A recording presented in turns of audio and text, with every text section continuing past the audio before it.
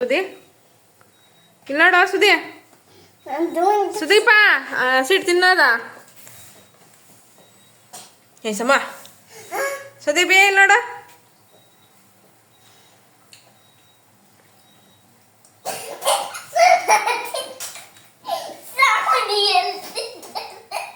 ಹೆಂಗಪ್ಪ ಕ್ಲೀನ್ ಮಾಡ್ಲಿ ಹೆಂಗ ಸಿಕ್ತು ನಿಮ್ಗೆ ಇವೆಲ್ಲ